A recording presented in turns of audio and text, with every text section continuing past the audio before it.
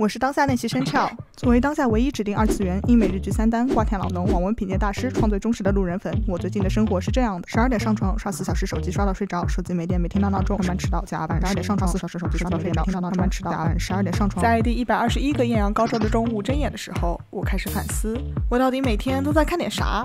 我决定记录我一天的手机信息摄入，并且搞清楚到底是什么让我这么上头。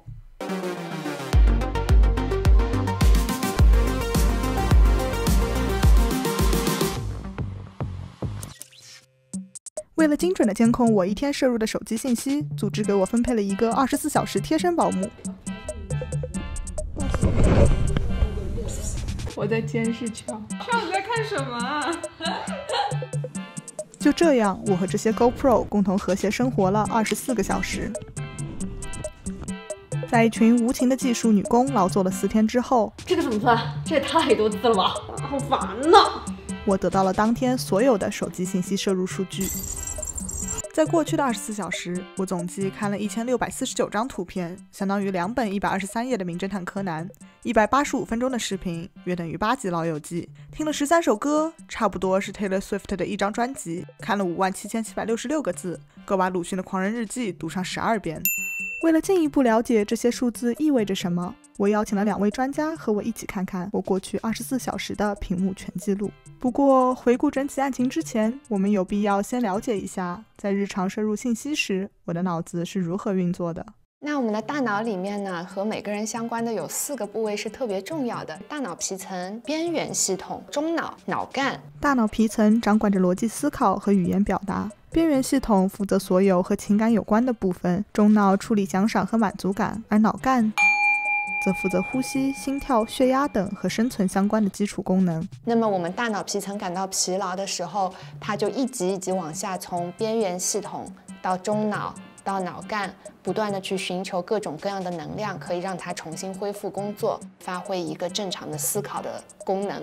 比如说，当你看书累了，转而去撸个猫、拉个狗，再到给自己搞杯奶茶喝，不行就倒头睡一通。而手机这个一体式神器的出现，直接完美满足了大脑在各个层面从高到低的需求。当我在用手机回复工作消息时，大脑皮层开始营业。那天来晚了，工作了长达10分钟的时间就觉得累了。当我们坐在办公室里面特别累的时候，我们的大脑会非常自动的先往边缘系统走。来吧，姐妹，帅哥看起来，哎，天呀，真的很好笑。那如果你本身是一个追星族的话，他可能去看偶像的那一部分是通过边缘系统产生一个情感的连接，去体验喜欢和爱的感觉。投票没？撑腰没？发电了没？拿出来！哎，我都不知道谁进了谁没进了。不重要，先撑腰，先撑腰。这个音乐怎么样？快点！真孩子啊，张新可。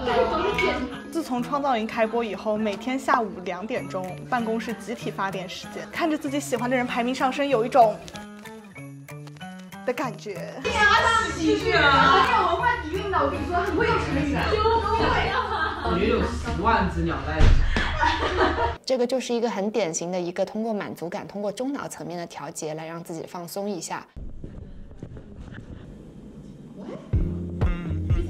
音乐是一个非常有效的在脑干层面调节我们内在感受的东西，它带给你极度的一种身体层面的愉悦感，以一种很微妙的方式帮助我们改善我们的血压呀、心跳呀，让你重新去愿意接收那些信息。既然手机的出现让这些自我调节的方式唾手可得，那为什么我刷手机还会越刷越累呢？其实手机它在调节我们大脑的同时，也在不断的给我们的大脑皮层输入过多的信息。举个例子，在唱片时代，我们可能就是单纯的躺着听歌，但现在用手机打开音乐软件，又会跳出给偶像投票的页面，吸引你点击去看，变相的让自己的大脑皮层又活跃起来。换句话讲，你一边做着放松自己的事情，一边又做着让自己更紧张的事情。但是会掉入手机的陷阱，也不能完全怪我们的大脑。明明越刷越累，却越累越刷的上瘾机制背后，少不了 APP 设计者们的推波助澜。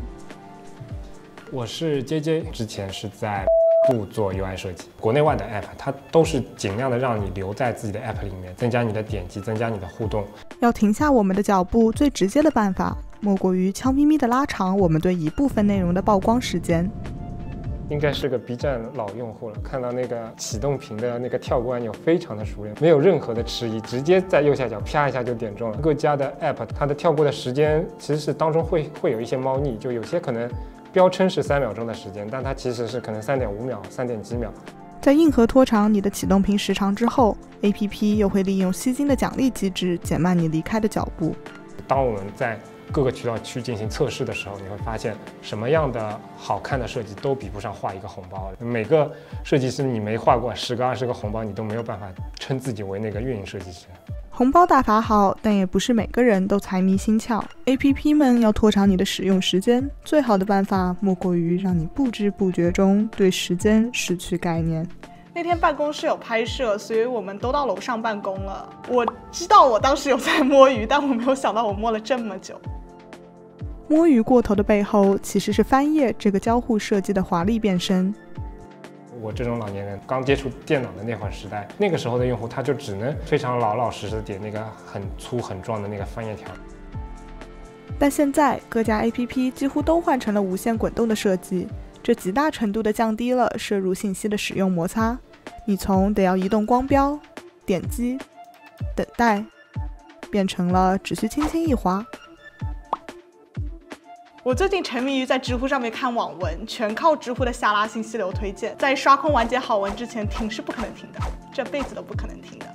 下滑的成本非常低，很多人会觉得我只要往下滚就会得到快感，往下滚就会得到快感。于是越刷越丝滑，越看越上头，用的就越多。你用的越多，可以分析到的数据就越多，厂商对于你的了解就越多，那他下次再给你推荐内容的时候，肯定就会越精确。在 APP 和广告主眼里，你留下的每一秒都意味着更精准的用户画像、更多的广告曝光、更可观的商业利益，也就不难理解为什么他们总想让你再多留1秒，直到你摄入的信息变成了生活不能承受之重。当我们的大脑皮层没有办法得到真正合适的休息的时候，你思考问题的能力、逻辑思维的能力、语言表达的能力、抑制冲动的能力都会下降。手机它很多时候对于大脑来说，使用不当的话，它慢慢的会剥夺很多你看到其他更健康的自我调节方式的可能性。好，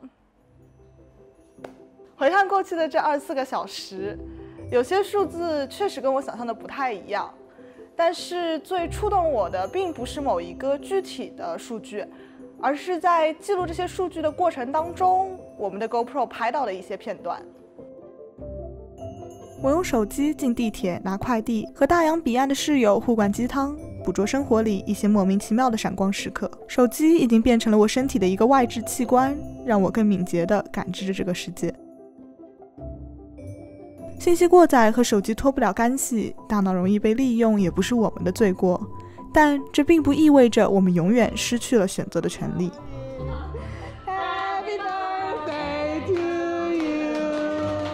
打个比方说，当你葛优瘫在床上刷着手机，突然收到朋友出门走走的邀约的时候，不妨多问自己一句：当未来的你回想起这一天的时候，你会希望自己想起的